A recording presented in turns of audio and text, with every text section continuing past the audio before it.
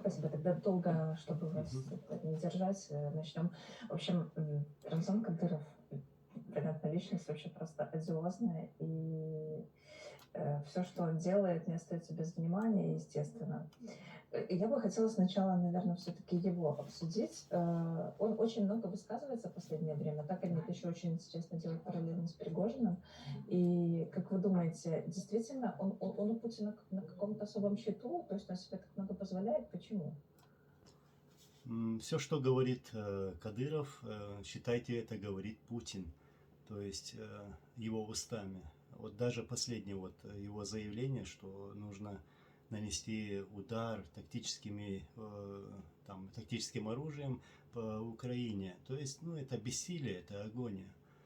И это даже не дружба, это более чем дружба. Я могу сказать, что Кадыров относится к Путину как к своему отцу. Вот его такое отношение. И он будет делать все, что скажет ему и укажет ему Путин. И все его слова, все его деяния, там даже унижение, убийство, пытки на территории оккупированной Ичкерии, все это происходит по позволению Путина. Путину нужен Кадыров для того, чтобы он делал вот эту черную работу, без участия там российских войск. Вот почему они запустили этих Кадыровых, Кадырова старшего и Кадырова младшего. Знаете, мне казалось, что он Путина даже не как отца воспринимает, а воспринимает просто как стабильный источник дохода, как батарею, которой он может греться и спокойно себя чувствовать. Наверное. Ну, мое такое восприятие. Если насколько Кадыров вообще влиятельный человек, вот если брать все регионы России, да, ну, кроме всех остальных регионов, я так понимаю, что он самый влиятельный правитель, насколько он богатый. Ну, его богатство, мы это видим. Даже последняя передача была там с боксерской грушей, которая стоит 175 тысяч долларов. Представьте себе, вот такая у них нелегкая жизнь, как говорится. А потом еще они смеют упрекать народ, что люди не добились вот такого в своей жизни. То есть он нас открыто насмехается над людьми. На территории России Кадыров, да, действительно является влиятельным диктатором, человеком. Я не люблю называть его человеком на самом-то деле. Вот, потому что Путин ему позволяет все. Вот все позволяет. Вот почему. Скажите, пожалуйста, насколько влиятельны вообще его клан Кадырова, его дети, его любовницы, так понимаю, у него их там тьма тьмущая, читала много раз, жена, ну, жену, как я понимаю, он воспринимает просто как дополнение женщины рядом, да, там, бери, приготовь. Насколько этот клан вообще далеко пустил корни?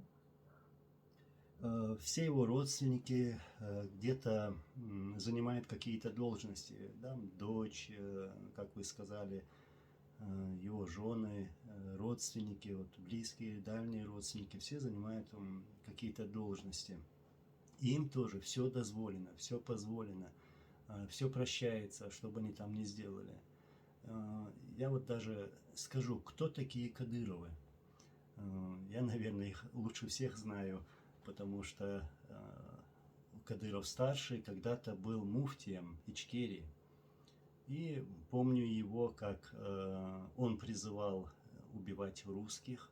Чем больше, тем лучше, как он говорил. Даже называл цифру один раз, помню, на митинге, чтобы каждый чеченец убил 150 русских. Вот такие призывы были. Были также призывы к тому, чтобы женщины выходили на войну, не спрашивая своих мужей, своих братьев. Вот. А вот в период двух войн, это 97-й, 8-й, 9-й годы, вот, в то время, оказывается, люди Кадырова, то есть у него были такие группировки, это Емадаев там и другие, которые занимались похищениями людьми, в которых нас, чеченцев, упрекала Россия, что вот чеченцы воруют, похищают людей, убивают их. Вот на самом деле они-то и занимались этим. И напомню еще, вот я говорю про семейку Кадыровых, кто они. Сын, старший сын Кадырова, Зелимхан его звали, он убил когда-то человека на заправке. Убил. Просто так. Взял и застрелил. Человек был наркоманом. Не знаю, в каком состоянии он был, когда убивал этого человека. Потом младший, которого мы имеем сегодня, вот, он самолично пытал и убивал заложников, даже в своем дворе, на своих базах он это делал. Открыто унижал их. Его дети, которого мы имеем сегодня, вот этого. Вот буквально недавно они, как я слышал, будучи еще в наркотическом опьянении, сбили 3 человек. А эти 3 умерли. Простые жители. Вот такая вот семейка. А что касательно детей Кадырова Рамзана? Насколько они, потому что понятно, о них не столько известно, сколько о нем самом. Да. Насколько это избалованные вообще дети, сколько им позволено? Ну, конечно, видно, насколько они избалованы. Это даже непозволительно у нас, у чеченцев, вот, по нашему менталитету, вот так относиться публично, вот так. У нас это не выставляется. Это некрасиво считается у нас. Вот, им позволяет все. Вот сейчас буквально недавно Кадыров заявил, что он отправит в Украину своих детей. Я вот считаю, я улыбаюсь и считаю это, что это очередной ТикТок. Вот запишет новое видео где-то на территории Ростовской области. Как он это делал сам, когда записывал видео на заправке, ну вы помните. Вот то же самое будет. То есть показать как бы людям, что вот мои родственники тоже воюют против Украины. И это делается для того, чтобы никто там ничего не говорил, что Кадыров отправляет чужих сыновей на войну, а своих там держит у себя. Ну, это просто, можно сказать, хайп вот такой.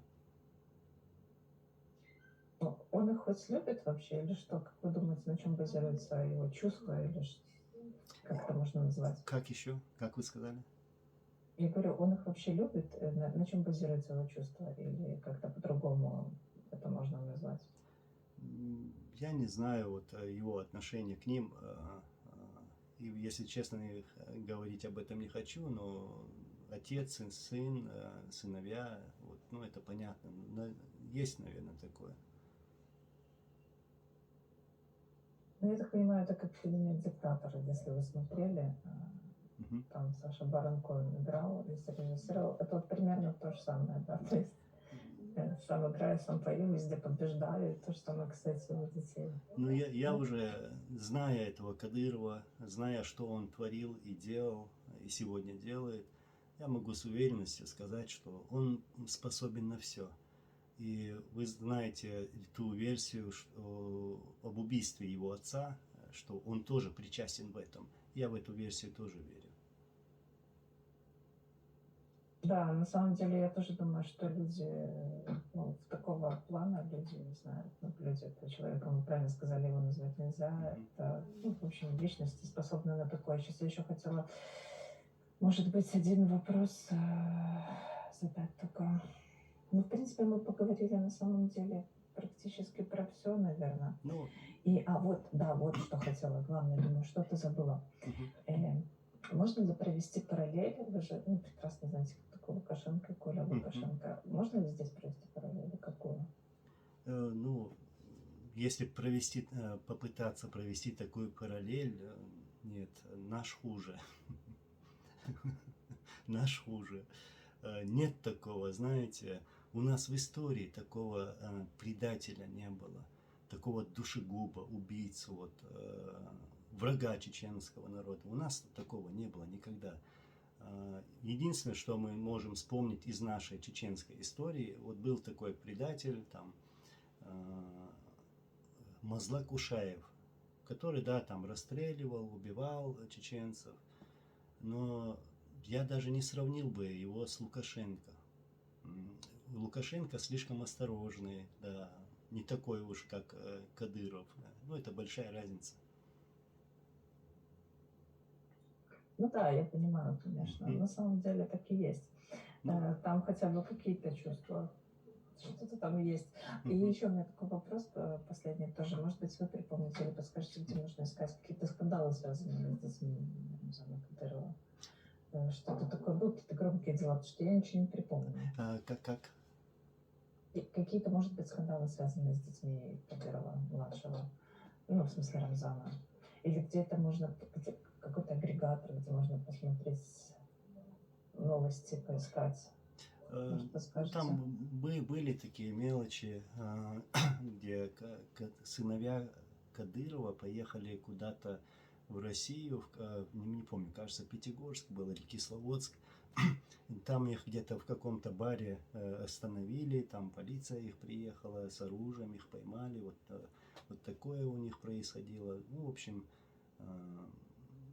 так особо ничего вспомнить я не могу. Но тут еще можно что добавить. Вы думали про вопрос. Вот насколько я знаю, сегодня у Кадырова праздник, да, день рождения, они празднуют. А через 2 дня, 7 октября, будет день рождения Путина. Вот. То есть эти 2 дня, вот знаете, они сегодня и вот 7 октября будут праздновать вот эти дни своего рождения, этих убийц. И людей будут выгонять на площадь, будут портреты, там флаги, лозунги, выкрики всякие. И все это будет происходить в то время, когда убивают людей в Украине. С обеих сторон. С обеих сторон. Гибнут их оккупанты и гибнут, конечно же, украинцы. Вот на таком фоне они будут это праздновать. Ну, у них вся жизнь построена на костях и на крови. Да. На этом, в принципе, все. Как и обещала, Мгм. долго не задержалась. Не Спасибо вам проблема. большое. Не проблема. Спасибо вам. Всего Вам огромное хорошего. До спасибо, свидания. что пришли. Спасибо. До свидания. Всего Recording доброго. stopped. Спасибо. До свидания. До свидания.